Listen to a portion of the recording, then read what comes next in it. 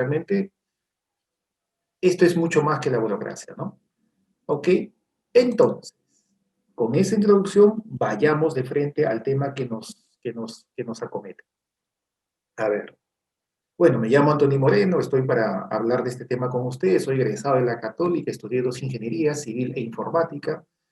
En realidad soy, claro, si bien terminé, estudié más carreras en la PUC, como ustedes, en realidad me titulé en ingeniería informática, al final me dediqué a temas de economía y terminé en gestión pública, ¿no? Tengo casi 20 años en temas de inversión pública, participé de la creación del sistema que maneja los proyectos en el Estado. Hace el año 2000, justamente creamos el primer sistema en el Estado.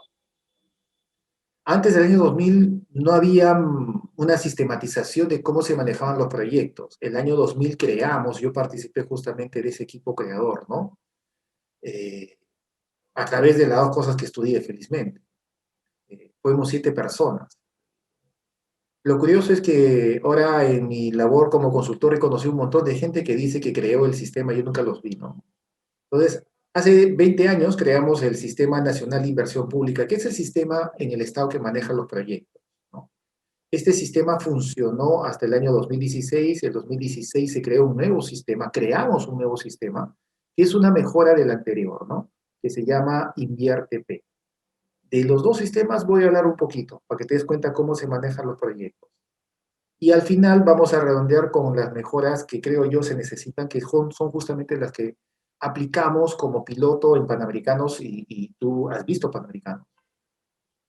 Tú has visto que se han hecho obras mucho más complejas que un hospital. Ningún hospital en el país es tan complejo como la Videna o como las 7 torres de la Villa Panamericana. Y sin embargo lo hicimos, y lo hicimos en 18 meses, récord mundial, ¿no? Los panamericanos, las obras de panamericanos, los proyectos de panamericanos, que son proyectos públicos, los hicimos y hoy por hoy se enseñan en muchas escuelas del mundo. En muchos temas de gestión aparece, porque en tiempo récord hicimos mega obras en 18 meses y a un precio bastante asequible y con una calidad pues espectacular. Demuestra que sí podemos hacer las cosas bien. Demuestra lo que te estoy diciendo, que tenemos que atacar el fondo del asunto, la ineficiencia, ¿no? Entonces, ese es el mensaje final. Pero bueno, te estoy contando todo de una vez y vamos a ir nuevamente en orden. Para eso tienes que entender qué es un proyecto de inversión, qué es inversión pública. Y aquí comienza un primer problemita. Mucha gente se confunde. Mira, hay gente que tiene años en inversión pública, en proyectos públicos y sigue confundida, así que con mayor razón personas que por primera vez ven este tema, ¿no? Que entiendo que son varios de ustedes. Pero no hay ningún problema, la idea justamente es dialogar, ¿no? Y les explico, mira, el presupuesto que yo te mencioné hace un momento, los 180.000 millones de soles se va en todo lo que financia el Estado. ¿Qué financia el Estado? Sueldos, sueldo de profesores, sueldo de médicos, sueldo de los técnicos, sueldo de los servidores públicos, se va también en financiar sus capacitaciones, se va en infraestructura, en equipamiento, en lo que es operación, mantenimiento, en alimentar a los niños también, en Caliwarma, en Pensión 65, ahí se va todo el presupuesto, los 180.000 millones de soles. Pero hay que diferenciar de todo ese presupuesto qué cosa es proyecto de inversión, qué cosa es inversión, ¿no? Proyecto e inversión, es casi equivalentes, ¿no? Para fines prácticos, imagina que sea equivalente. Yo a veces digo proyecto, a veces digo inversión. No son exactamente lo mismo, pero para fines prácticos es prácticamente lo mismo, ¿no? Entonces, lo que tienes que preguntarte es de todo ese presupuesto, ¿qué cosa se puede financiar con inversión pública? ¿Qué cosa es proyecto de inversión? Tú no puedes crear un proyecto, por ejemplo, para pagar sueldos. Eso no se puede, eso no se debe. No solamente porque la norma lo prohíbe, sino también porque no tiene ningún sentido técnico. Un proyecto, por definición, tiene que crear, ¿no? Capital, ¿no? Patrimonio. Tiene que... y pagando sueldos no se crea patrimonio. Cualquier contador lo sabe, ¿no? Entonces tú necesitas eso. Entonces, Mejor te pongo un ejemplo, ¿ya? Y el ejemplo está en la pizarra, acá. Y mira tú esto, y te vas a dar cuenta tal vez un poquito más sencillo. Veamos un ejemplo a través de un servicio público muy conocido, educación primaria, ¿ya? Vamos a ver, educación primaria. Los colegios de primaria, ¿ya? Si no hiciéramos ninguna diferencia entre inversión y lo que no es inversión, entre proyecto y lo que no es proyecto, lo que no es proyecto se llama gasto corriente, ¿ya? Pero no quiero poner palabras técnicas para confundir. Simplemente tú imagínate que de los 180.000 millones de soles, una parte se financia inversión, proyectos, y la otra parte no es proyecto. Le dicen gasto corriente, ya, si quieres un nombre. Pero date cuenta que, por ejemplo, en educación primaria, y puedes agarrar también salud, seguridad, ¿no? Cualquier tema público. Yo agarré educación primaria. Si no le hago caso al tipo de gasto, no importa si es inversión o gasto corriente o deuda, cualquier tipo de gasto, te vas a dar cuenta que yo como Estado voy a brindar una adecuada inversión primaria a través de algunos temas, a través de pagar sueldos. Tengo que contratar personas y pagarles, ¿no? Docentes, sueldos. También tengo que capacitarlos. También tengo que crear infraestructura o mejorar la infraestructura que ya existe o ampliar la infraestructura que ya existe o recuperar la infraestructura que se está cayendo. Y tengo que comprar también o mejorar mobiliarios, equiparlos, ¿no? Con computadoras, con lo que corresponda. Tengo que adecuar, mejorar, personalizar, contextualizar la currícula a los alumnos, ¿no? Porque son realidades diferentes. Si bien el Ministerio de Educación te da unos lineamientos generales, perfectamente se puede adecuar la currícula a cada zona. Tengo que hacer también eso. Tengo que alimentar a los niños. Ningún niño va a aguantar, ¿no? 5, 6, 7, 8 horas en el colegio si no está alimentado. Por eso que el Estado también alimenta a los niños, normalmente, ¿no? En el colegio. También tengo que apoyar a los padres, porque como sabemos, la educación en realidad no se brinda solamente en las aulas, también en la casa. Y ahí hay un binomio perfecto, ¿no? Hogar y aula. Y así, hay un montón de cosas más posiblemente. Entonces, todo esto es digno de ser atendido y se tiene que atender en conjunto, mediante mecanismos, procesos, normas, protocolos, etc., etc., etc. Pero para entender lo que es inversión pública, para entender lo que es proyecto de inversión, que es de lo que estamos hablando, hay que entender que no todo esto es proyecto, no todo esto capitaliza, no todo esto crea capacidad instalada, ¿no? Hay cosas que se financian y se van a la sociedad, ¿no? Hace 250 años se formalizó la economía, lo que se llama la economía clásica, a través de Adam Smith, como tú sabes, ¿no? No hay que ser economista para conocer a Adam Smith, la riqueza de las naciones. Y él fue justamente quien se dio cuenta de esto, ¿no? Tal vez mucha gente se dio cuenta antes, pero él lo sistematizó y dijo, el dinero, ¿no? La economía tiene dos naturalezas. Una es la que te crea capital y te crea riqueza, y otra es la que fluye por la sociedad como un río, por eso es corriente, ¿no? Sueldos, mantenimiento, eso fluye, ¿no? Va acá, llega acá, se mueve por la sociedad, te da la sensación de fluidez, ¿no? Se mueve la plata, así le llaman. Pero hay otra inversión, otro tipo de gasto, otro tipo de economía, que en realidad crea capital, inversión, digamos, ¿no? Incluso cuando tú ves la contabilidad vas a ver que este tipo de inversión, la segunda, o este tipo de gasto, el segundo, la inversión, no el gasto corriente, sino este que capitaliza, gasto de capital también le llaman, aumenta el patrimonio, aumenta riqueza, ¿no? La pregunta es, de todo esto acá que se tiene que financiar, ¿qué cosa es gasto corriente y qué cosa es gasto de capital? Tú dirás, pero Anthony, ¿a mí qué me importa? Sí te debe importar, porque estamos en inversión pública, solamente podemos financiar gasto de capital, inversión, proyectos. Entonces sí tenemos que diferenciar qué cosa se puede financiar con proyectos. Y bueno, y los que estamos en el mundo de proyectos, esto es más o menos sencillo, ya sabemos, además está normal. Por ejemplo, sueldos no se financia con proyectos. Tú dirás, pero Anthony, es importante, hay que pagar un buen sueldo a los docentes y hay que contratar docentes. Sí, yo sé que es importante. Aquí no se trata de que no es importante o si es importante, todo es importante. El tema es, ¿capitaliza o no capitaliza? Hay una ley universal. No importa que seas país comunista o país capitalista, hay una ley universal en la economía. Tú no puedes mezclar gasto corriente con gasto de capital. No puedes mezclar gasto con inversión. Tienes que saber manejar bien esas cuentas, porque si no, simplemente quiebras, ¿no? Cuando comienzas a combinar las cosas. Entonces, sí es importante hacer esa diferencia.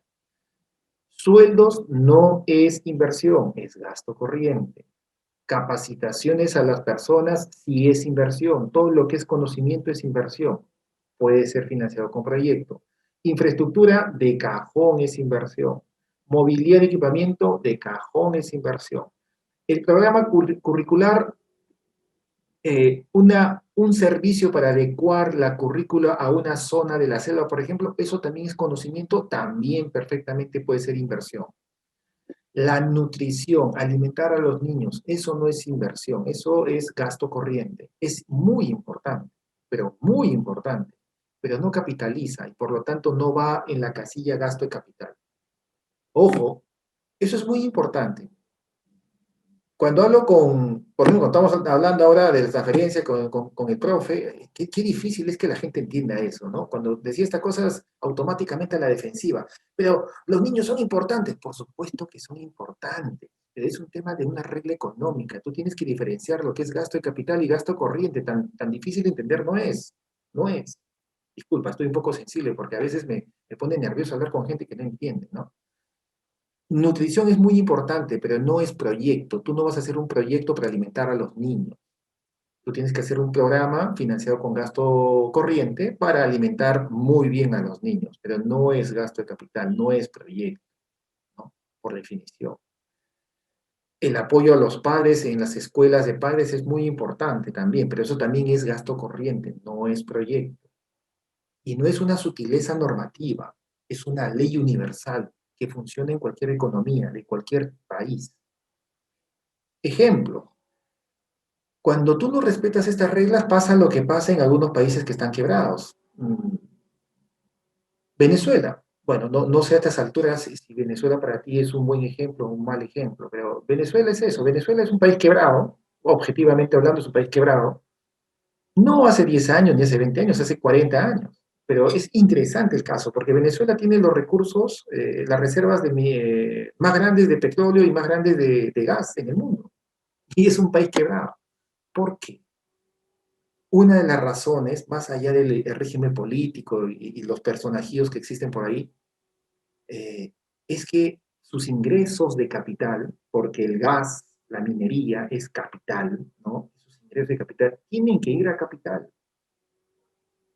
Las reservas minerales, las cifras, son capital y por lo tanto tiene que ir a capital, a proyectos, y así generar riqueza y repartir la riqueza para todos, por supuesto. Pero no, lo que ha hecho este país por décadas es, viene el capital y ese capital lo reparte en la gente. Si tú hablas con un amigo venezolano, y ahora hay un montón en la calle, o trabajando también, te vas a dar cuenta que ellos se sorprenden porque ellos ahora acá tienen que pagar agua, luz, gasolina, el tren, ¿no? En Venezuela prácticamente no se paga nada, o no se pagaba nada, ¿no? La gasolina prácticamente era gratis, la luz, el agua era gratis, todo era gratis. ¿Por qué? Porque el Estado agarraba el capital y lo repartía en la gente, ¿no? Entonces, agarraba capital y lo hacía corriente, o sea, licuaba el capital, así se llama, ¿no? Y mira lo que tenemos actualmente, ¿no? Esta cosa bien rara de tener un país tan rico, pero tan pobre a la vez. Una de las razones, no se respeta un principio económico. No importa tu ideología, no importa, no, hay principios económicos, así como la gravedad. La gravedad es 9.8. La gravedad no va a ser 16, no va a ser 25, no va a ser cero. Simplemente porque saques una norma o porque tengas una afiliación política determinada. La gravedad, la gravedad, te guste o no, es 9.8. Lo mismo, esta es una ley. No puedes mezclar y estar jugando gasto corriente con gasto de capital. Tienes que diferenciar. Entonces, ahora nos metemos a gasto de capital. Imagínate este mismo servicio, pero solamente usando gasto de capital, inversión. O lo que se conoce, entre comillas, como infraestructura. Pero ten en cuenta que la infraestructura en el Estado no solamente es fierro y cemento, la infraestructura también son intangibles. La infraestructura es inversión, es todo lo que no es gasto corriente. Entonces tenemos que sacar sueldos, tenemos que sacar nutrición, tenemos que sacar apoyo a pares y posiblemente algunas cosas más. Y nos quedamos con lo que capitaliza. Y esto que capitaliza es un proyecto.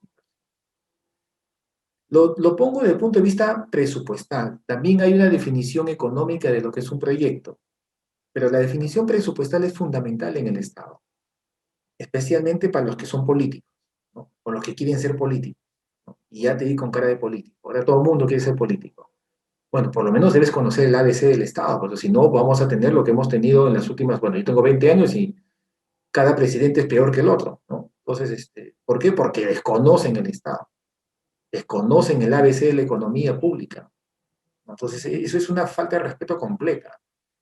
Algún día, ojalá que para ser presidente, ministro o congresista, ¿no? Se les obligue a estudiar pues, gestión pública. Es lo básico, ¿no? Estas personas ingresan al poder y recién ahí aprenden. Lo terrible es que después de 5 años aprenden algo y ya se van. Entonces, esto es fundamental. El presupuesto es clave. Manejar bien el presupuesto es clave en tu casa, en la empresa y en el Estado. Entonces, esto de acá es la definición de proyecto, lo que capitaliza desde el punto de vista presupuestal. Desde el punto de vista económico, que también es muy importante, te van a decir otras cosas, que también lo vamos a ver, ¿ya? Entonces, por ejemplo, esto repercute en la forma de cómo evaluamos también la gestión pública, los proyectos. Si yo evalúo todo, entonces tengo que evaluar al final del día, y ya nos hemos puesto de acuerdo en todos los países, evalúo todo el servicio.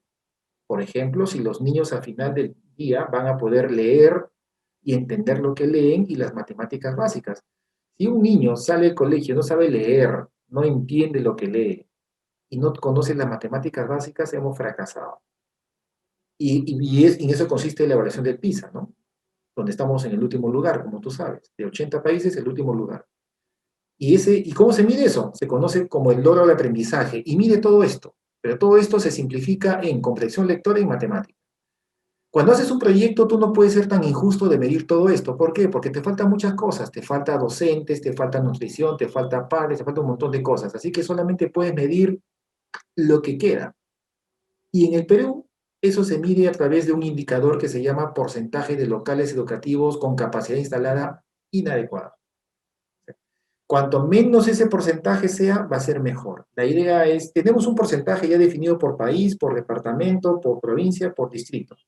Y ese porcentaje a veces es 0%, a veces es 10%, a veces es 80%. La idea es que tienda al 0%. Lo que se conoce en la jerga como el cierre de brecha. Tenemos una brecha bien grande todavía en este servicio, como en otros servicios, la tenemos identificada y la idea es que esa brecha poco a poco se vaya minimizando. Pero ojo, es una brecha de inversión pública, una brecha de proyecto. Estas cosas acá no podemos verlas. Eso se tiene que ver con otro tipo de presupuesto que es gasto corriente, pero de eso no vamos a hablar acá. Estamos hablando de proyectos. ¿Ok? Entonces, sigamos con los antecedentes. Entre el año 2000 y 2016 se diseñó un sistema. A todo esto, tú tienes que saber que en el Estado peruano usa el paradigma de sistemas.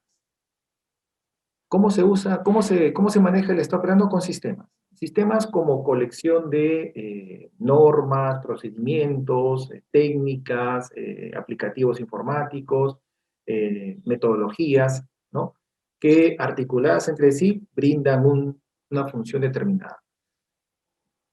Tenemos el sistema de presupuesto, tenemos el sistema de endeudamiento, tenemos el sistema de tesorería, tenemos el sistema de contabilidad pública, tenemos el sistema de inversiones, este sistema. Tenemos el sistema de planeamiento, el sistema de control, ¿no? Y así, son sistemas. Uno de los sistemas es justamente el sistema de inversión. Y este es el sistema de inversión.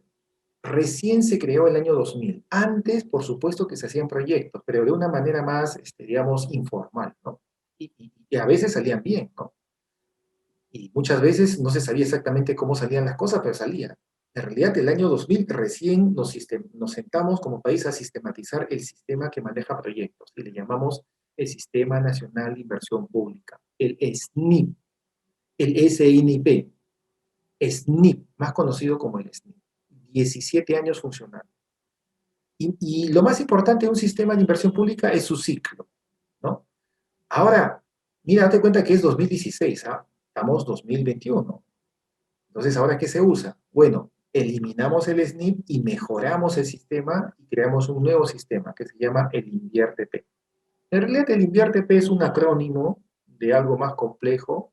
El nombre completo es Sistema Nacional de Programación Multianual y Gestión de Inversión.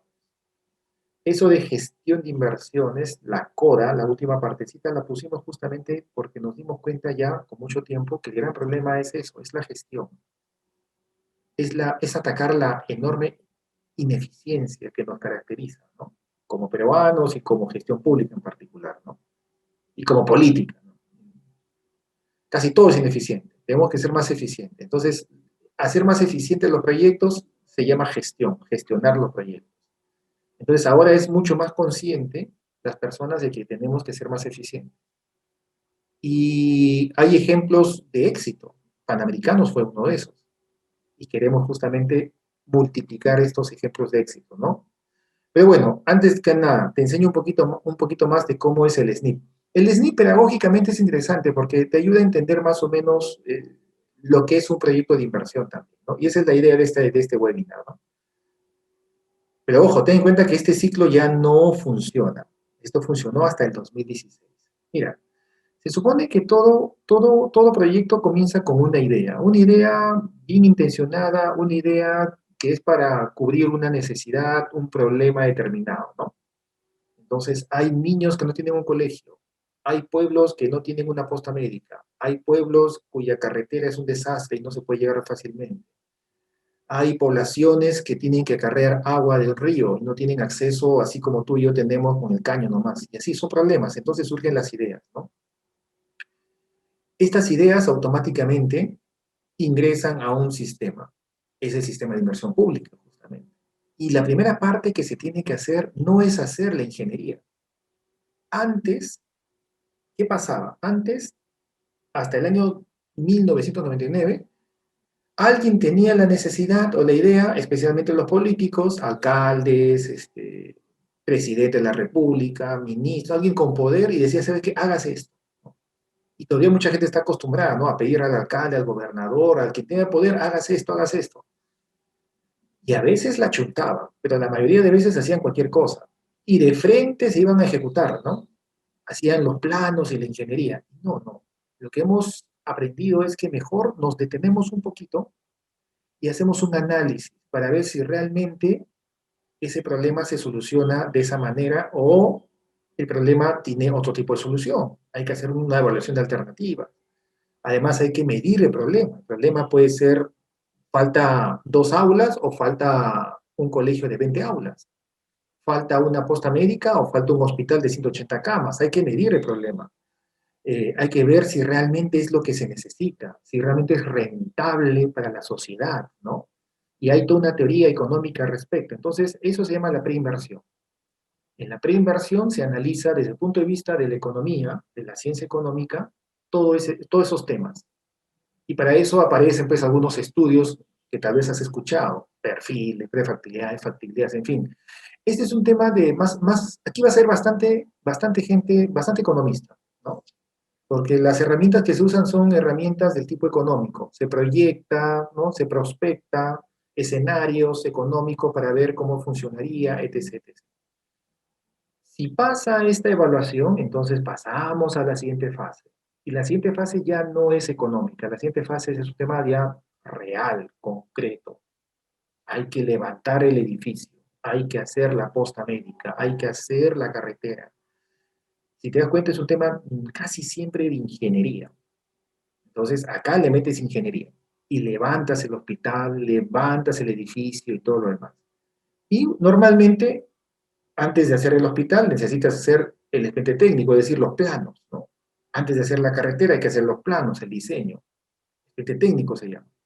Entonces, pero esto ya es un tema ya más de ingeniería. Este es un tema más de economía. Ojo, cuando hablo de economía no hablo de plata, hablo de la ciencia económica. Y esto es un tema más de ingeniería, normalmente, o más técnico se llama, porque a veces los proyectos no son todos de ingeniería, ¿no? Y bueno, y se termina.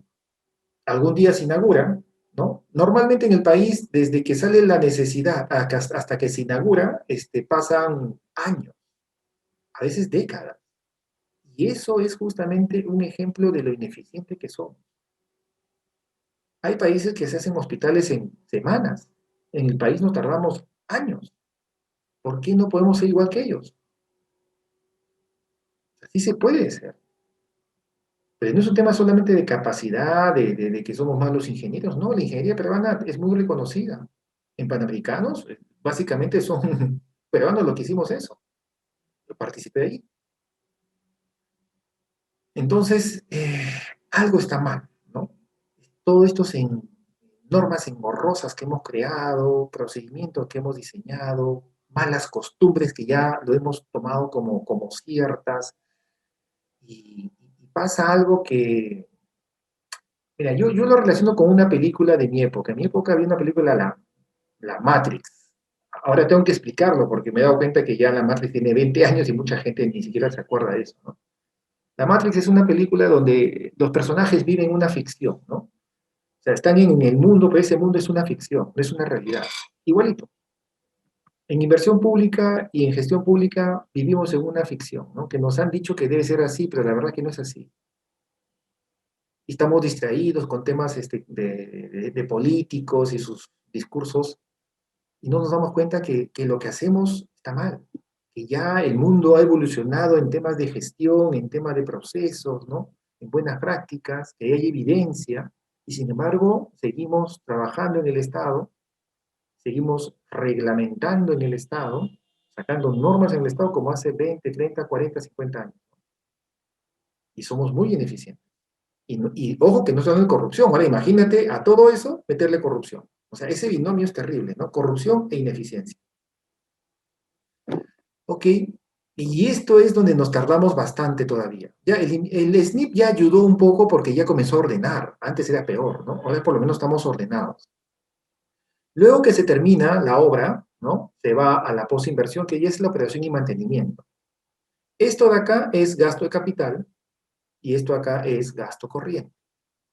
Los proyectos, en realidad, nos referimos a esta parte.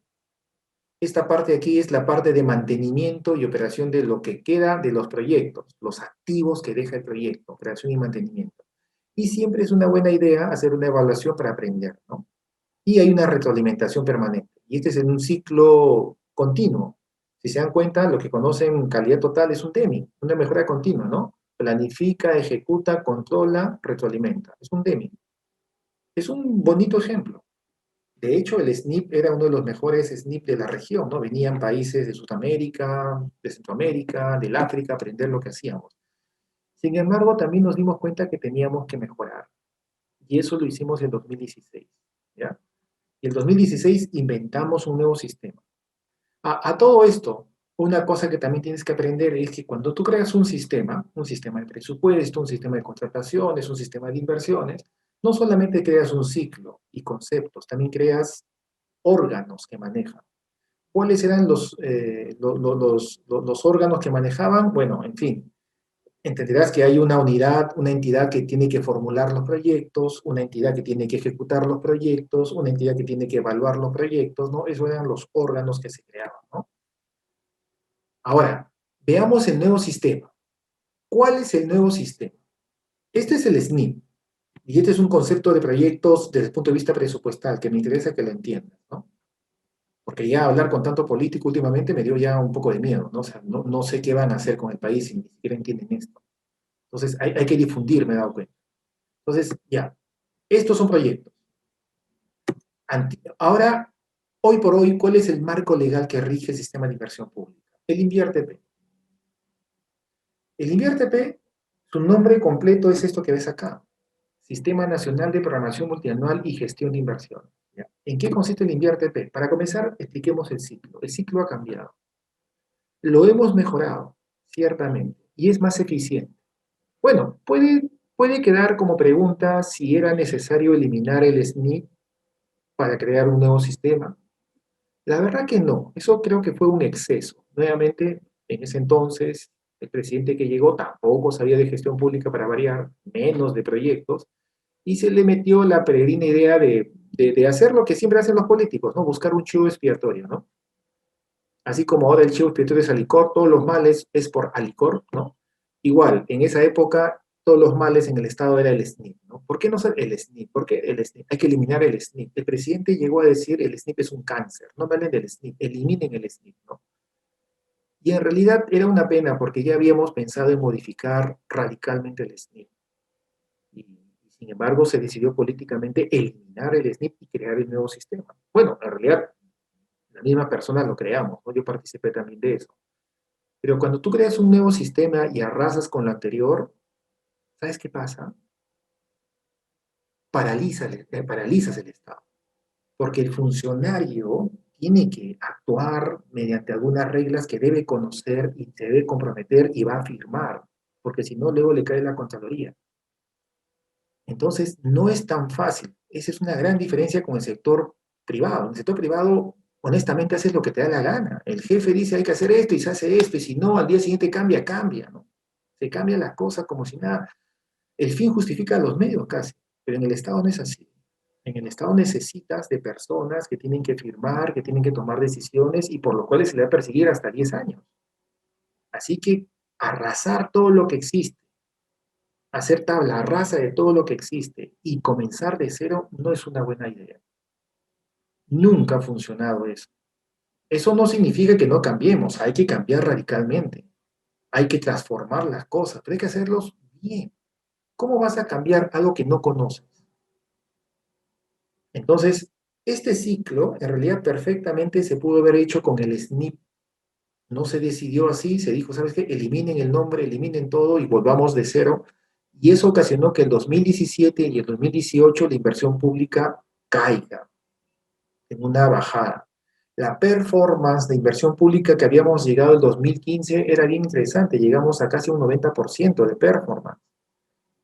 El 2016 con estos devaneos bajó a 70%, 2017 60%, 2018 60 y tanto por ciento y así. Recién en 2019-20 comenzó a subir nuevamente y nos agarró la pandemia. Entonces eso de arrasar todo porque todo está mal, hasta es una falta de respeto, ¿no? Siempre hay cosas que funcionan y hay que rescatar. Bueno, pero en fin, cerramos paréntesis. Ese es el nuevo ciclo entonces. Date cuenta que en este ciclo aparecen algunas cosas nuevas. En primer lugar, cuando yo quiero hacer un proyecto, como hemos dicho, todo nace de las ideas, de las necesidades. Pero estas necesidades tienen que ser ordenadas, porque si no, imagínate lo que puede ser, ¿no? Que todo el mundo pida cosas y tal vez algunas cosas sean necesarias y urgentes, pero te apuesto que también algunas cosas van a ser simplemente lo que la gente cree, o tal vez algunas cosas no tengan ningún sentido, o tal vez algunas cosas vengan con algún lobby y con la corrupción. Entonces las ideas no pueden ser sueltas como estaban acá. Acá las ideas estaban sueltas. Todo el mundo tenía ideas y necesidades y los canalizaba con sus autoridades. En realidad, ahora no.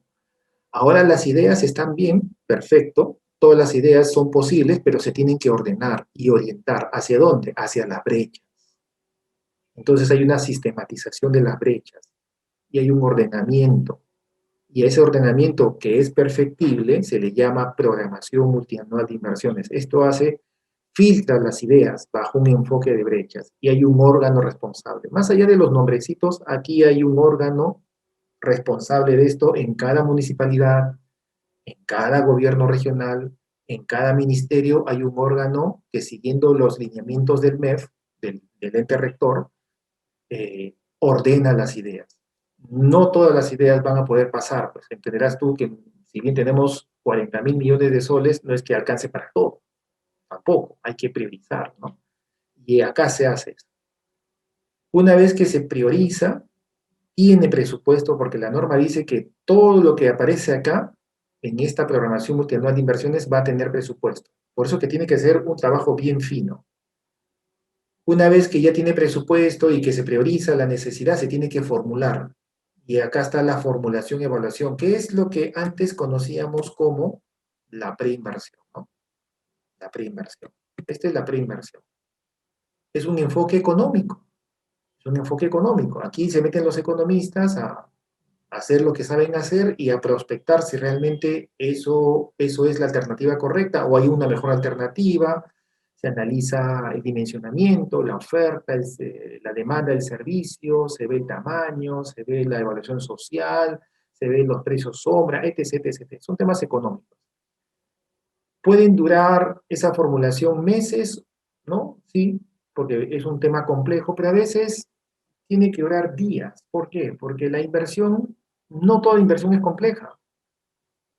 A veces hay que hacer hospitales, postas médicas, carreteras, pero a veces es simplemente ponerle un patio a un colegio o un cerco perimétrico a un hospital, y eso no es nada complicado, así que eso no se tiene que formular muy complejo. Y ahí aparecen alternativas, ¿no? En esta norma aparecen alternativas.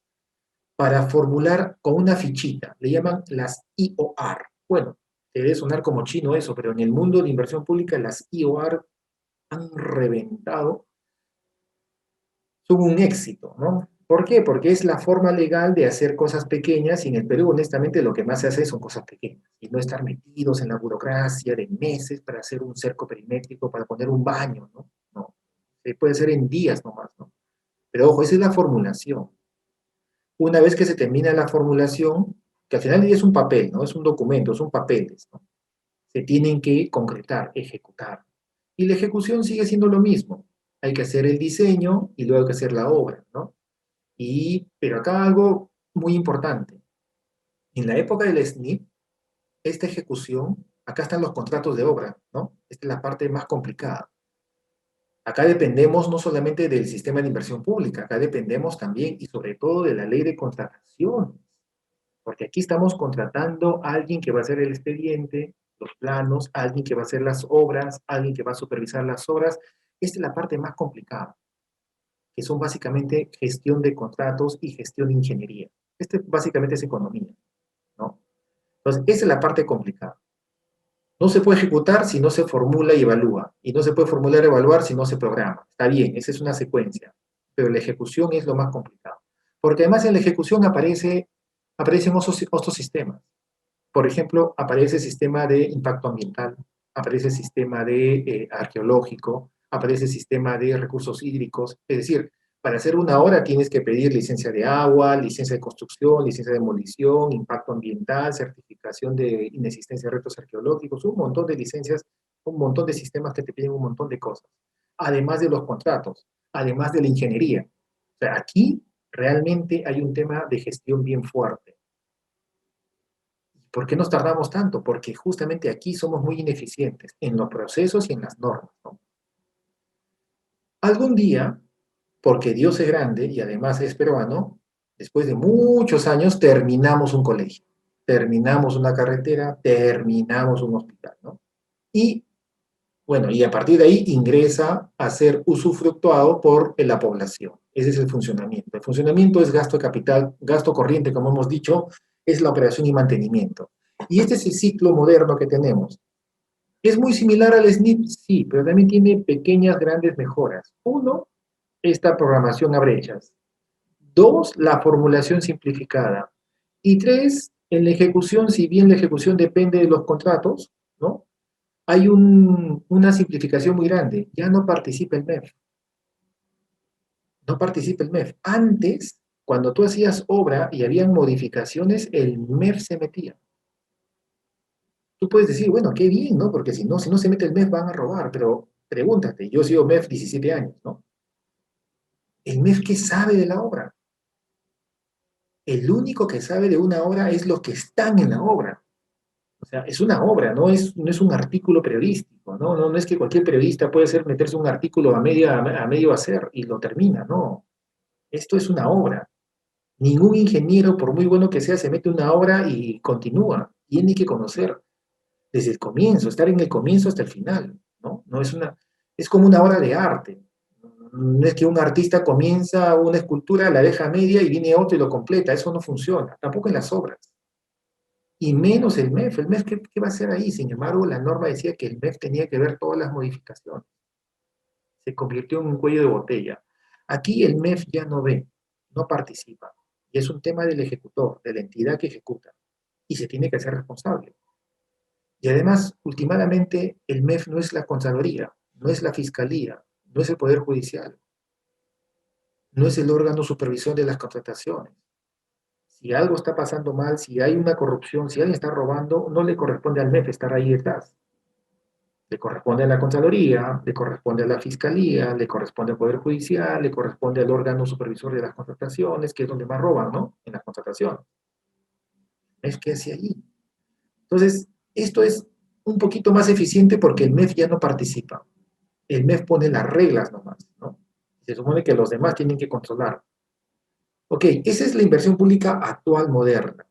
Cuando quieren, por ejemplo, de hecho, el profe, ya te cuento una, ahora que nadie sabe nada, te cuento, van a hacer definitivamente un shock de inversiones.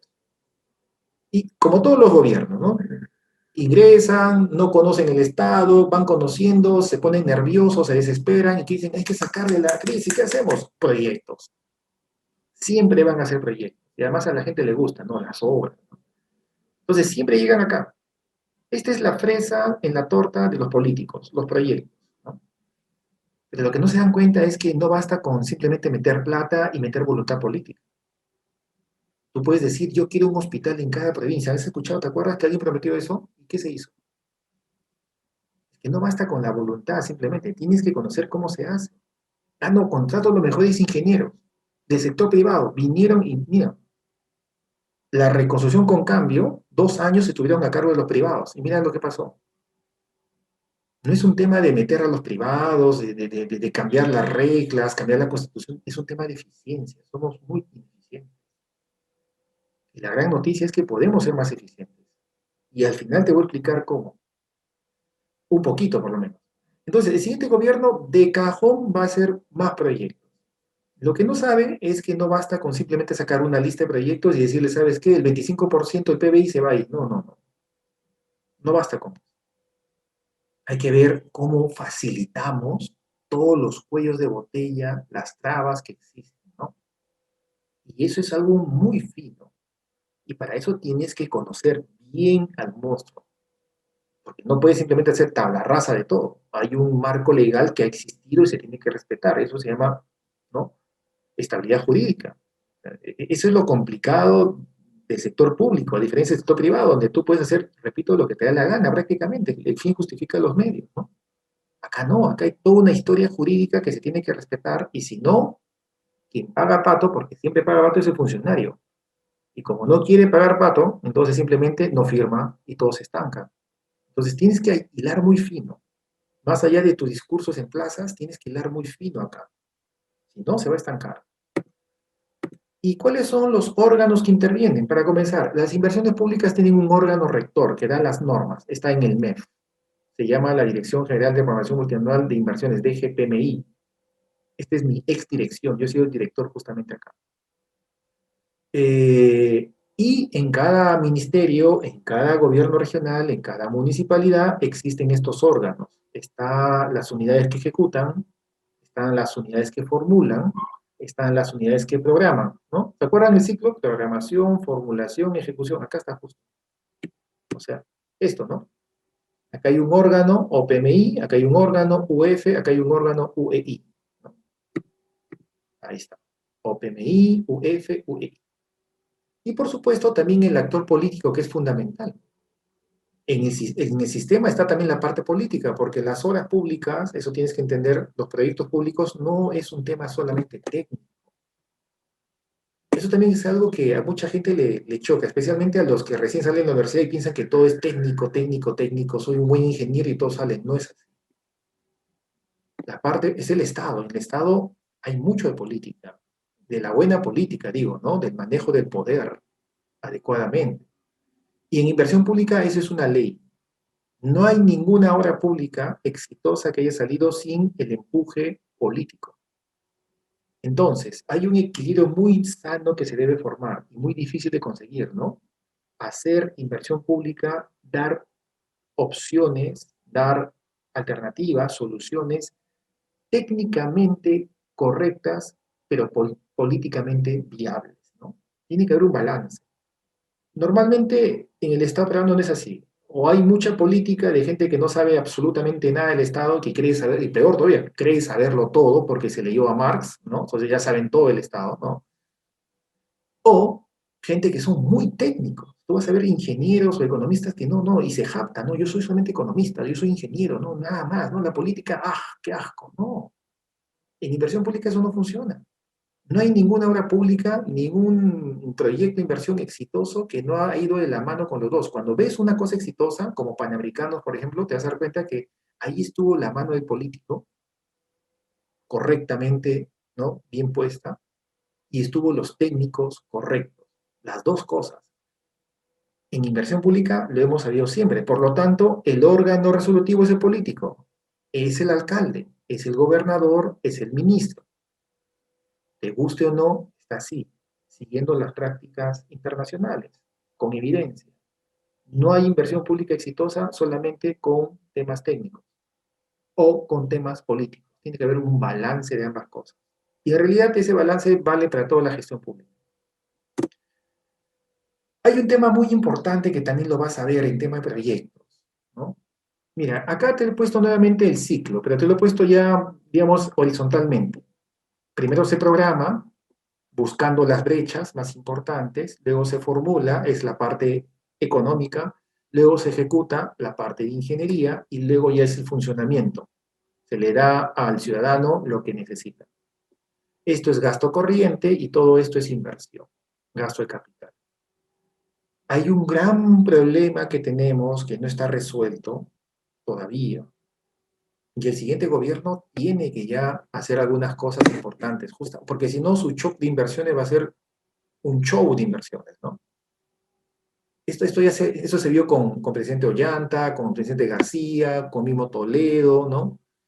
Siempre hacen su show, su shock de inversiones, que termina siendo un show de inversiones porque no ejecutan nada, todo se estanca, crean expectativas y luego automáticamente la gente no es tonta, pues, oye, ¿qué pasó? Me has prometido hacer un hospital en cada provincia, ¿por qué no se hace? ¿No? Una de las razones es justamente esta dicotomía, la parte económica versus la parte ingeniería. Para contarte el chiste más corto, son dos mundos, son dos planetas que no conversan todavía y tienen que conversar. Esto es el mundo de los economistas, ese es el mundo de la ingeniería. Los ingenieros subestiman a los economistas, no los entienden, ¿no? Y los economistas no entienden y subestiman a los ingenieros. Eso te das cuenta en todas las entidades públicas, ¿no? Tan separados, tan desintegrados. ¿Y por qué? Porque la misma norma lo ha desintegrado y se han especializado. Y ese es un gran paradigma. Y tú que recién eres egresado posiblemente, date cuenta, ese es un beneficio, es una cosa buena, pero también es un gran limitante.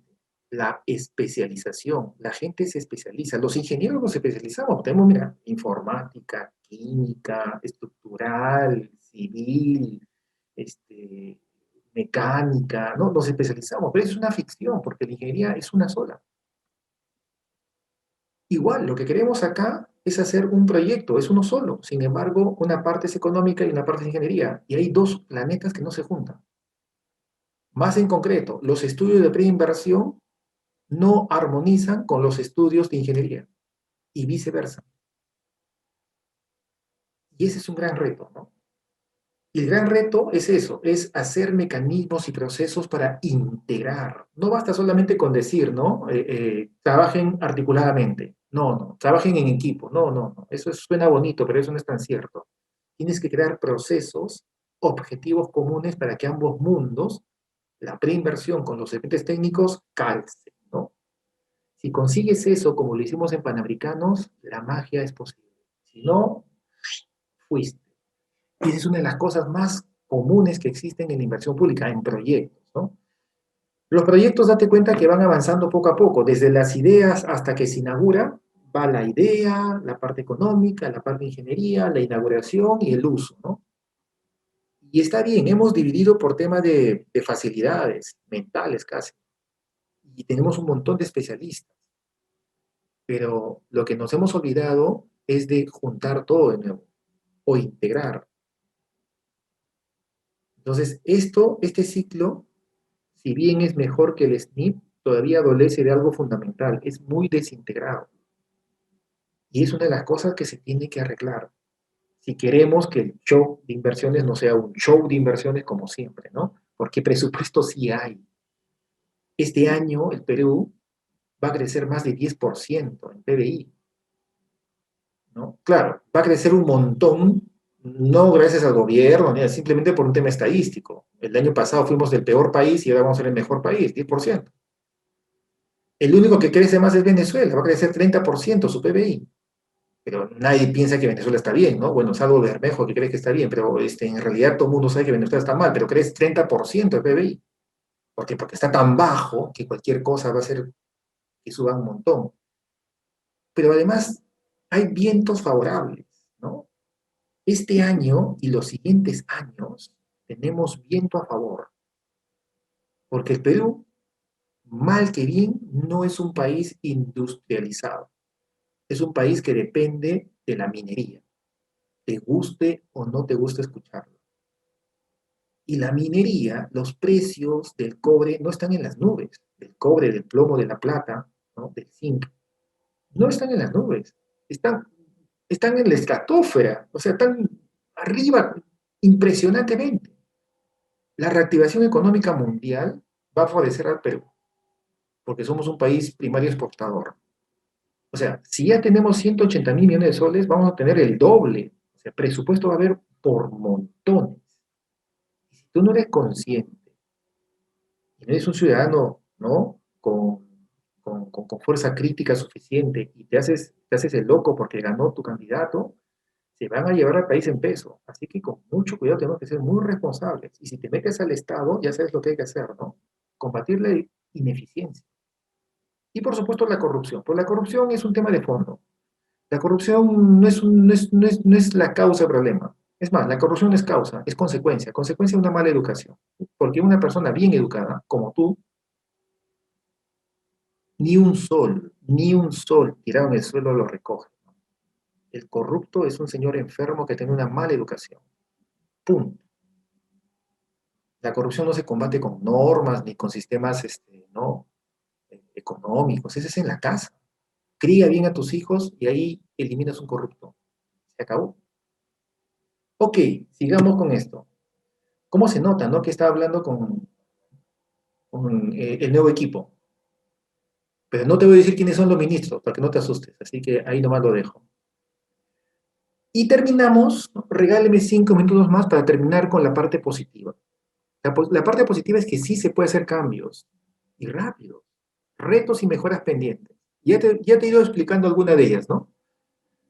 Y tenemos un caso emblemático, que tú lo estás viendo, lo has visto, ¿no? Más allá de lo que te han dicho, lo que has escuchado, porque como buenos peruanos somos bien envidiosos, ¿no? Y de panamericanos la gente habla especialmente cosas malas, que cuánto le han pagado, cuánto le han coimeado, con razón, pues los ingleses le han pagado un montón de plata, si cualquiera lo hace, sí, sí, pura envidia. Y ni siquiera saben exactamente qué es Panamericano. ¿Quién te habla? La última chamba que hice en 2016, porque ahora soy consultor asesor de ministerios, gobiernos regionales y locales, ahí está mi CV, lo puedes ver. Mi último trabajo como director fue justamente coordinar el marco legal para hacer Panamericanos, porque Panamericanos lo hicimos con un marco legal particular, porque el marco legal actual es muy ineficiente y teníamos que diseñar un marco legal eficiente y lo diseñamos. Y esa fue justamente mi chamba, coordinar el diseño de un marco legal eficiente para Panamericanos, que en menos de 2 años haga todas las horas que tuviste que se hicieron, ¿no? Y que son ejemplo mundial. Y la segunda cosa, cuando renuncié, justamente luego fui contratado como consultor un tiempito en Panamericanos. Luego me fui a hacer otra consultoría, ¿no? Entonces sí conozco el tema de Panamericanos. Pero para eso tienes que entender que la gestión pública no es un problema de corrupción, no es un problema de presupuesto. Es un problema de injusticia, sí, porque hay entidades públicas y hay zonas que necesitan mucho, mucho de inversión pública y nunca les llega nada. Eso es muy injusto. Con tantos recursos es muy injusto. El canon es muy injusto. San Martín no le llega ni 1.000 soles de canon y sin embargo Tacna, Moquegua se llenan de canon. ¿Por qué? ¿No es que somos peruanos? Y así, ¿no? Hay muchas distorsiones en la repartición de la torta. Pero sobre todo es que somos un Estado, especialmente en proyectos, muy ineficiente y muy litigioso. Casi todo se va a litigio. Una obra pública que es un tema de ingeniería, sobre todo, en el Perú es un tema legal. Tú vas a ver más abogados que ingenieros en las obras públicas. Los contratistas tienen más abogados que ingenieros, ¿no? Todo es como si fuese un divorcio. Todo el mundo está peleándose por todos lados. Y el marco legal que tenemos favorece eso. Por eso que una de las cosas que se tiene que hacer es mejorar, cambiar el capítulo de obras de la ley de contrataciones sí o sí, como lo hicimos en Panamericano. En Panamericanos, ¿qué hicimos? Dijimos, oye, si usamos la ley de contrataciones no va a salir nada y además nos vamos a estancar en litigios. ¿Qué hacemos? Tenemos que sacar un marco legal ad hoc, moderno, colaborativo, inteligente, con buenas prácticas. Oye, pero eso nos va a tomar tiempo. ¿Qué hacemos? Bueno, alquilamos ese marco legal, entre comillas. ¿Qué significa alquilar? Hacer un convenio con otro Estado, convenio Estado-Estado, G2G que le llaman, no sé si has escuchado.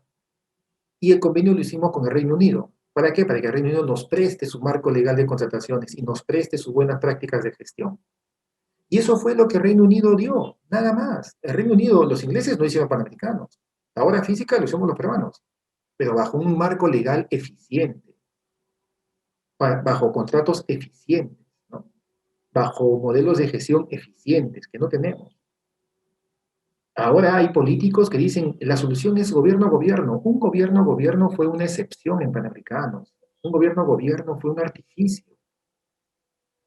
Un gobierno a gobierno es el reconocimiento que somos muy ineficientes y necesitamos de otro país que nos ayude. Eso es una vergüenza. Eso lo hicimos una vez en Panamericanos porque estábamos desesperados. Teníamos menos de 2 años. Íbamos a ser la vergüenza mundial como país, porque nos habíamos comprometido en 2013, gracias a la señora Villarán, en 2013 nos comprometimos como país para ser panamericanos, sede, y la señora luego se fue y hizo todo lo que hizo, sabemos, ¿no? Todos los robos que hizo la señora. Entonces, y nos dejó así. 2013, 14, 15, 16 no se hizo nada. En 2016 recién comenzamos a ser panamericanos y la solución fue esa, tener un marco legal más eficiente, procesos más eficientes y como no los teníamos, nos lo prestamos del Reino Unido. En realidad los alquilamos porque pagamos por eso. Queremos estar llamando siempre a los ingleses, a los franceses. Ahora se ha llamado a los franceses para hacer la carretera central, se ha llamado a los franceses para hacer el Hospital Lorena de Cusco, a los coreanos, perdón, y así. La idea no está llamando a los países, la idea es que nosotros mejoremos nuestro marco legal, nuestros procesos, ¿no? Aquellos que no me creen, te enseño este gráfico. Este gráfico lo hizo la Contraloría el 2019 y dice que prácticamente, mira, hay 867 obras paralizadas en el país. En 2019, actualmente deben ser más de 1000 horas paralizadas. 1000 horas paralizadas con todas las necesidades que tenemos. ¿Cuántos hospitales paralizados crees que hay? 11 hospitales paralizados. Y ninguno ayudó al COVID. Eso es el Perú. Esa es la ineficiencia. Así que tu show de inversiones va a ser un show de inversiones si no, que no arreglamos esto. ¿Y cuál es la principal causa, según la Contraloría? Deficiencias técnicas, dependes técnicos, incumplimientos contractuales. O sea, son temas legales. Son temas técnicos que repercuten en temas legales. Y arbitrajes, que son temas legales. Es decir, mira, el 39% por temas técnico-legales y el 28% se estanca por temas legales. Es decir, el 70% por temas legales. Somos muy litigiosos. Hacer obra pública parece un divorcio, igual de horrible que un divorcio. Bueno, supongo que algunos de ustedes, la mayoría, se habrá divorciado alguna vez. ¿Te gustó divorciarte? ¿No? No solamente por el tema psicológico, sino porque es horrible, es un asco, ¿no? Terminas mal con un montón de abogados, es horrible, horrible. Igual es una obra pública, peor todavía, ¿no? Porque cuando metes plata de por medio, uff, olvida. Entonces, no podemos tener un marco legal tan litigioso. Y encima somos ineficientes con procesos que ya no se usan en muchos países. El 70% de la inversión pública se paraliza por temas legales y tenemos más de 1000 horas paralizadas. Acá está el documento, léelo si quieres. ¿Qué se puede hacer? Hay que hacer muchas cosas. Una de ellas, cambiar los mecanismos. Como no hay mucho tiempo, ya lo dejo ahí. Pero, por ejemplo, eso que se puede hacer está documentado. Internacionalmente, no creas que Perú es el único país que ha pasado por todas estas cosas. Lo que pasa es que no nos gusta documentarnos, y menos a los políticos, ¿no? Creen que con discursos en las plazas, ¿no? Ya es suficiente con eso, ¿no? No, hay que documentarse. Todos los problemas que tiene Perú en tema de proyectos están documentados. Y ahí está documentado que muchos modelos que seguimos actualmente no funcionan. Por ejemplo, el famoso Design Build Build. El Design Build Build, y he agarrado de una literatura internacional para que te des cuenta que está documentado por todo el mundo, es la forma como hacemos un contrato de obra en el Perú. Está documentado porque es una de las malas prácticas que el Perú lo hace constantemente. ¿Qué significa? Una entidad pública, el Estado, una municipalidad, por ejemplo, o un ministerio, quiere hacer una obra, ¿qué hace? Hace un contrato. Esta flecha es un contrato. ¿Para qué? Para que haga expediente técnico con un arquitecto o ingeniero. Termina el expediente técnico, se lo da a la entidad y la entidad hace un segundo contrato. ¿Para qué? Para que se construya. Este modelo, chicos, que es lo que se hace en el Perú y la ley de contrataciones promueve y el INVIERDP lamentablemente también promueve, es el peor modelo que puede existir. Esta cosa no funciona. Termina en litigio. Por muchas razones. Una de ellas nomás te lo explico. Si quieres, documentate. Ahí están los links y hay un montón. Cualquier ingeniero o economista que quiera documentarse lo hace fácilmente. Acá te dejo, mira. Hay un montón de documentación. ¿Por qué no funciona? Muchas razones. Una de ellas es porque este señor que hace el expediente técnico necesita de quien hace la obra para que este señor le adelante sus observaciones, cuestionamientos, porque si no, cuando le llega al constructor, él va a observar. Definitivamente va a decir, este plano está mal. El problema además en el Perú es que este señor le pagas por los planos y desaparece. Y cuando estás haciendo la obra ya pasaron 2, 3 años. A ver, búscale para que te resuelva los problemas, ya no existe. Por otro lado, este señor constructor cuando ejecuta la obra va a tener consultas a los planos. A ver, pregúntale al ingeniero que hizo los planos, no se puede, porque ya se fue, ya se le pagó. Ahí nomás te das cuenta un problema. Están separados estos dos señores. Un problema bien grande en el design build build, ¿no? ¿Por qué se hace así en el Perú? Supuestamente para tener un mejor valor referencial, etc, etc, etc. Y esto es el modelo que más se persigue. Y tiene mucho más problemas, ojo, ¿eh? Ahora que estamos terminando el webinar, lo dejo ahí. Pero lo que quiero que te quedes es que el sistema litigioso que tenemos de proyectos de obra pública tiene solución. Y eso fue lo que aplicamos, y está documentado además, ¿no? Todos los problemas que existen, porque se repiten. Lo mismo que pasa en Perú, se pasaba en Estados Unidos, en Inglaterra, hace 40, 100 años, en todos lados. Así que eso ya hay solución. El tema es que gente que llega al poder tenga la suficiente capacidad para permitir que realmente se mejoren las cosas. Y eso pasó en Panamericanos. ¿Por qué fue un éxito Panamericano? No fue un éxito porque se hizo cosas importantes. En realidad hay cosas más importantes que el deporte. Disculparán a los que les gusta el deporte. La educación, la salud, el agua es más importante que el deporte. Pero ya te he dicho ya, esto fue obra de Susana Villarán, que se le ocurrió hacer un lobby, y tú sabes qué hacía la señora, ¿no? ¿Qué habrá hecho con los canadienses el 2013 para comprometernos como país? Y luego desapareció. El 2016 viene la gente panamericano desesperado diciendo, oye, no hemos hecho nada, ¿qué hacemos? ¿Por qué funcionó Panamericano? Se resume. Y esto puede servir para todos los proyectos. Uno, apoyo político. Sin apoyo político no salen las cosas. El apoyo político no significa violar las normas, significa meterle sentido de urgencia. Es muy diferente hacer una obra donde ni siquiera al alcalde le interesa, a una obra donde el gobernador, el presidente de la República o un ministro dice, ¿cómo va mi proyecto? ¿Cuáles son los problemas? ¿En qué ayudo? Incluso él mismo levanta el teléfono y le dice, oye, por favor, ministro, ayúdame con esto, ¿no? Hazlo rapidito, por favor. Cumple la norma, pero hazlo rápido. Ese sentido de urgencia solamente lo desarrolla la parte política. Un técnico ni siquiera ni caso le hace, ¿no? A ver, cualquier técnico que le llame al ministro en estos momentos de educación, no, no puede. En cambio, un alcalde sí puede. Un gobernador puede. Mañana mismo una reunión. Y el presidente de la República con mayor razón. Esa es la política que te abre puertas y se necesita. No estoy hablando de violar normas, estoy hablando de sentido de urgencia, ¿no? Si no hay sentido de urgencia, no existen las cosas en gestión pública. ¿Basta con eso? No basta con eso. No basta con las buenas intenciones. Segundo punto, el marco legal. Estamos en el Estado, necesitamos un marco legal, porque si no te vas a la cárcel. Incluso hasta la corrupción y las dictaduras lo saben. Por eso es que lo primero que hacen es cambiar la constitución, ¿no? Para hacer una constitución a su medida, ¿no? Y siempre, por supuesto, nos engañan con el tema de que vamos a mejorar y todo lo demás, y eso nunca ha funcionado.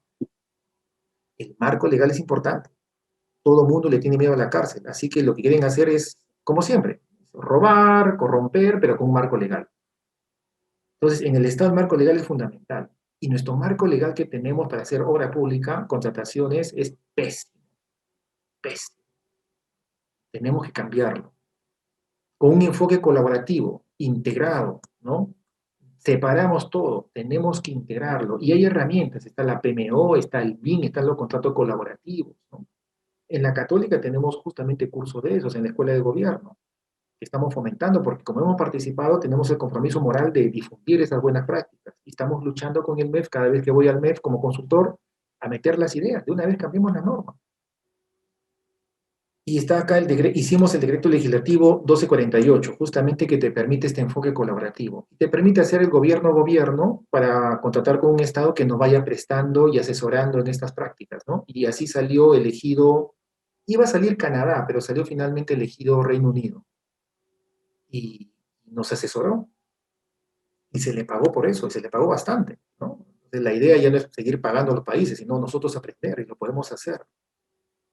Ojo, eso fue lo que hizo los ingleses. Los ingleses no vinieron a hacer acá a hacer obra. La obra, ¿quién hizo la Videna? ¿Tú sabes quién hizo la Videna? Es COSAPI, COSAPI es peruana. ¿Quién hizo las torres de la vía deportiva? Eso lo hizo Vesco Besalco, empresa chilena, pero los subcontratistas todos eran peruanos. Hasta MIPES, ¿no? Peruanas. Entonces, eso demuestra que los peruanos sí podemos hacer las cosas, solamente nos falta apuntarle a lo clave, la ineficiencia, que además está normada. Y tenemos que cambiar los procesos y cambiar las normas. Y eso lo hicimos con este marco legal. Pero fue un marco legal solamente para panamericanos. Y luego finalmente el equipo, la gente, por supuesto, pues eso es importante, ¿no? Porque tú puedes tener un buen marco legal, puedes tener el apoyo político, ¿no? Pero si no tienes la gente idónea, capaz, con pasión, correcta, ¿no? No salía nada, pues. O sea, la gente es fundamental. Pero tampoco te engañes. A mucha gente yo escucho que dice, es un tema de personas. Tú puedes tener a la persona más eficiente, al ingeniero más capo y más correcto, pero igualito no la haces en el Estado porque te falta un marco legal adecuado. O te falta el apoyo político. Las tres cosas se juntaron en Panamericano.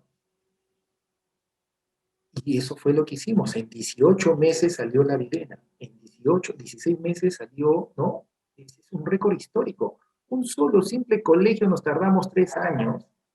Y un colegio no es ningún reto. Aquí hay ingenieros. Saber que me diga que un colegio es un reto. No es un reto, lo hace con los ojos, lo haces dormido, ¿no? Un colegio. Pues nos tardamos en el Perú años. En 18 meses, ¿qué se hace? Y no es un tema de presupuesto, ya te he dicho ya. Costó, costó. Si dependiese de mí, nunca hubiese hecho Panamericano. Pero eso fue Susana Villarán que nos comprometió. Iba a usar un francés medio complicado. Hay mucho que decir, es una buena práctica. Como yo participé, tengo la fuerza moral para decir que esto funciona y lo impulso. No hay mucho tiempo, me permito recomendarte este video donde explicamos justamente eso. Esta fue la primera conferencia que hablamos de cómo hicimos Panamericanos. Acá está Carlos Neuhaus, ¿no? Acá está el señor Nelson Chak, que también participó. La Contraloría estuvo ahí. Si no lo conoces, es el Contralor de la República. Se le hizo una oficina al costado y está permanentemente en Panamericanos. Acceso directo a la información. Mucha gente dice que pues, la Contraloría no, pues, estuvo ahí. Y aquí estoy yo, un poquito más gordito, ¿no? ¿Por qué? Porque yo fui justamente responsable de esto, ¿no? Y como agradecimiento, el señor Carlos Neuhaus me invita a la primera conferencia para que le explique más o menos qué hicimos. En el Estado, los proyectos y todo lo que hace en el Estado, necesitamos de un buen marco legal, moderno, eficiente. ¿Lo podemos hacer? Lo podemos hacer. Y te invito, si tú vas a participar en el Estado, a que te involucres de esa manera, ¿no? Muchos nos quejamos de la corrupción, por la corrupción nosotros mismos la creamos. La corrupción no se combate con normas, no se combate cambiar la constitución ni el modelo neoliberal, eso son cosas sin sentido, que solamente gente sin sentido y sin conocimiento puede decir, ¿no? Entonces, requiere de mucho esfuerzo y requiere de eso que tenemos la gente bien formada, ¿no? Dignidad de persona, de querer aportar y servir al país. Una forma muy adecuada es a través de los proyectos de inversión. Y como te das cuenta, hasta es rentable. Hay un montón de millones destinados a eso. ¿Por qué no? Y a eso te invito, ¿no? Porque necesitamos de gente como tú, correcta, bien formada, ¿no? Pero que tenga las cosas claras y sin prejuicios, con mente abierta siempre. Yo agradezco a la escuela no, perdón, a la Asociación de Egresados y Graduados por la invitación y les agradezco a ustedes también, ¿no? No sé si hay algunas preguntas, qué sé yo. Sí, muchas gracias, Anthony, por estar presente el día de hoy, acompañarnos. Sí tenemos algunas preguntas en el chat. Si gustas, te las leo para que las puedas ir respondiendo. Ah, bueno, pues yo no veo el chat también, yo lo puedo hacer si quieres. Genial, genial. Ya.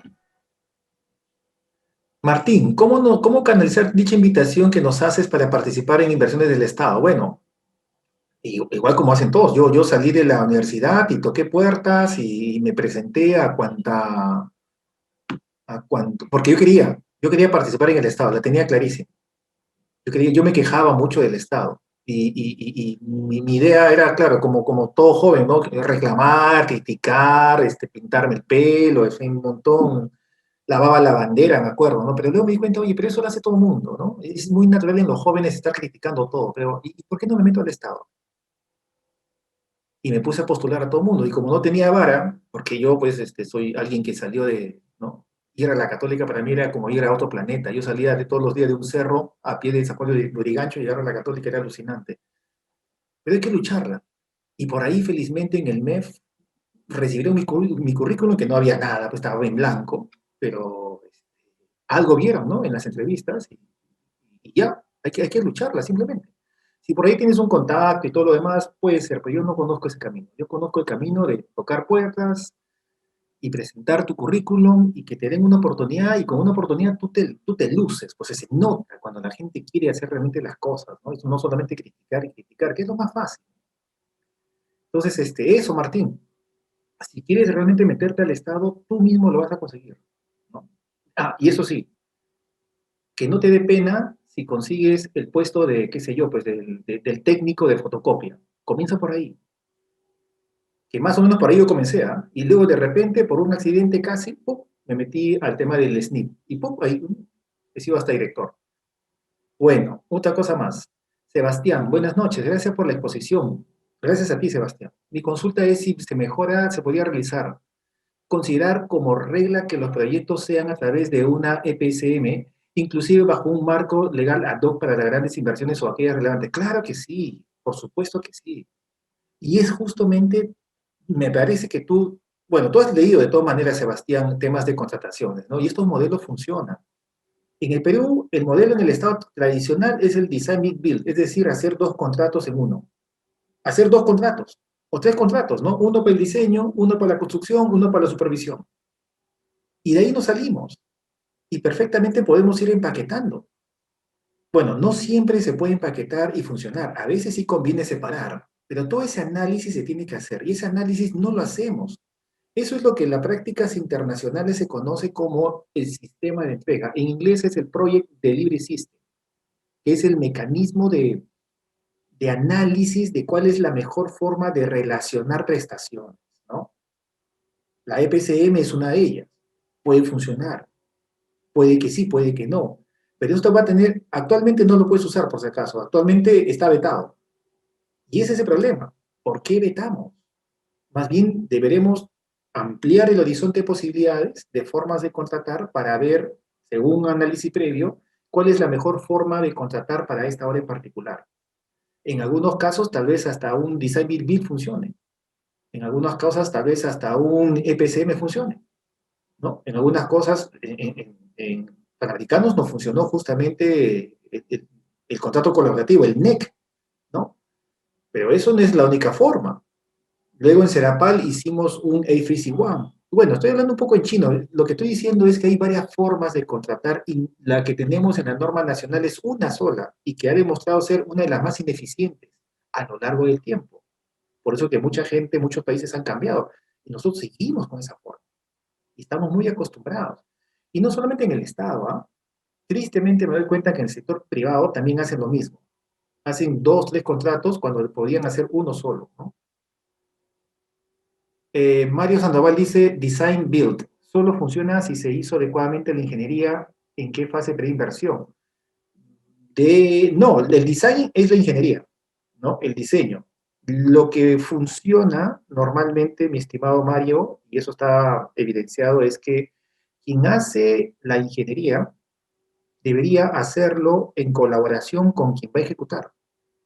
Para los que no saben, en el mundo de la construcción tenemos dos planetas, ¿no? Un poquito separados. Los ingenieros que diseñan, que hacen aspectos técnicos, planos, y los ingenieros que construyen. Esto para los ingenieros es muy natural, para los civiles y arquitectos, pero de verdad, si tú hablas con un químico o hablas con un sociólogo o un economista, siempre nos preguntan, ¿y por qué han separado eso? Eso es una buena pregunta. Sin embargo, en la universidad, en la católica, en todos sitios separamos. Y estamos tan acostumbrados a separar que ni nos preguntamos. Sin embargo, a ver, habla con un economista de esto y explícale en qué consiste hacer un edificio. Entonces, ¿y por qué separan el diseño y la construcción? No es lógico, mi estimado Mario, separar.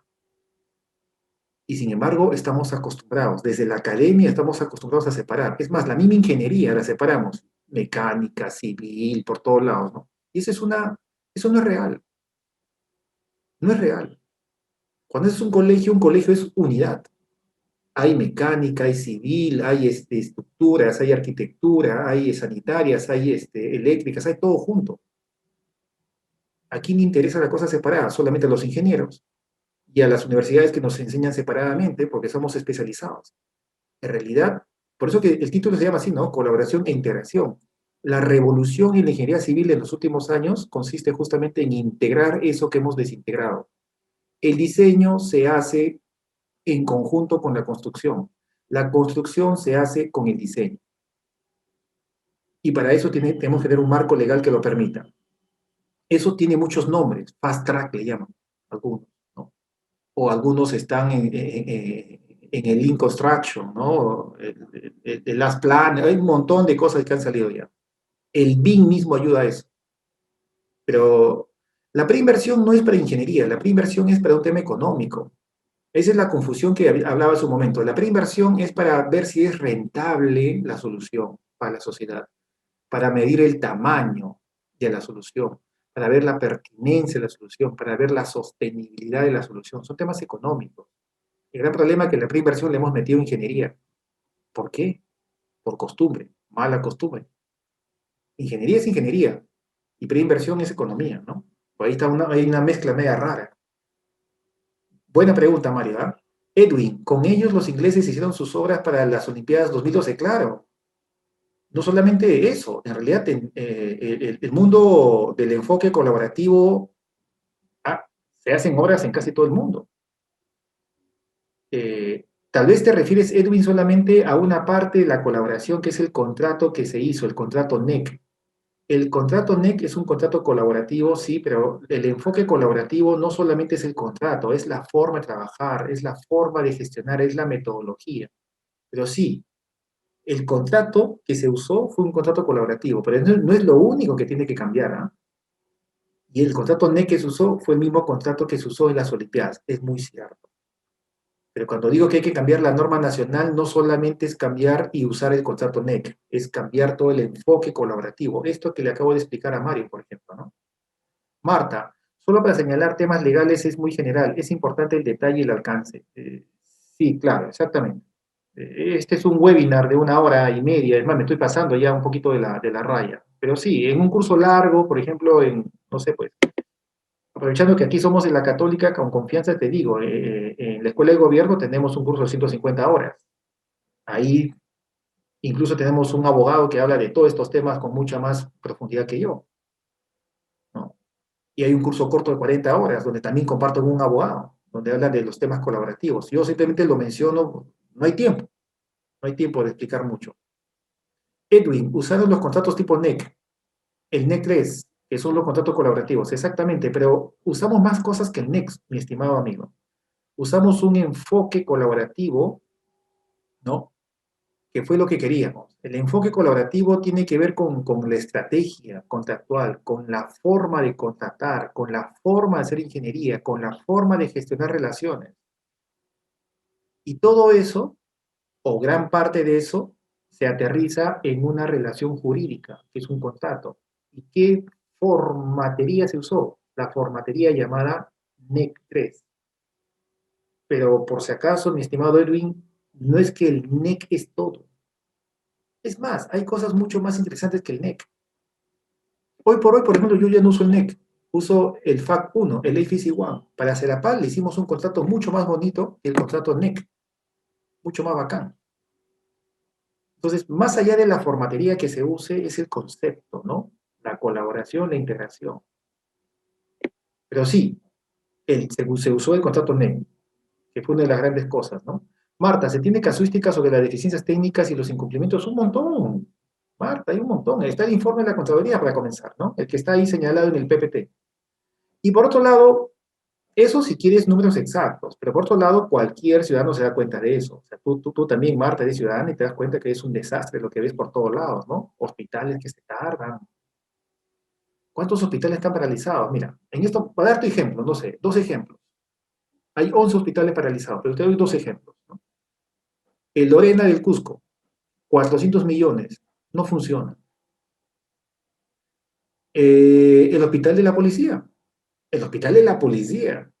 No hay mejores camas UCI en todo el país que el Hospital de la Policía, el SAINS, que está acá nomás, en la avenida Brasil. ¿Se está usando? No se usa. Es impresionante. Ya terminamos todo y no se usa. ¿Por qué? Por temas administrativos, legales, burocráticos. De eso hablamos. Y así hay un montón. ¿Y sabe lo que genera? Y las últimas elecciones son muy emblemáticas, porque mucha gente, lo que refleja las elecciones es que ya se cansó de este Estado tan ineficiente. Porque todo el mundo se da cuenta de que hay recursos. No es un tema de recursos, es un tema que no llega, pues.